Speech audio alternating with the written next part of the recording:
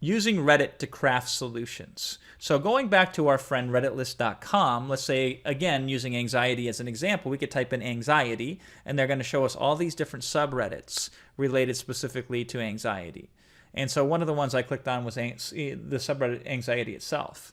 Now, I then clicked on and sorted by top result. And I skipped over some of the memes and some of the cute jokes, and I found this one as a real, actual, valuable piece of content, which is common cognitive distortions that feed your anxious thought. There's lots of interesting fodder and inspiration for solutions here that you can use to draw upon to help you as you outline and create your outline for your one solution, for the one problem you're solving for your product, right?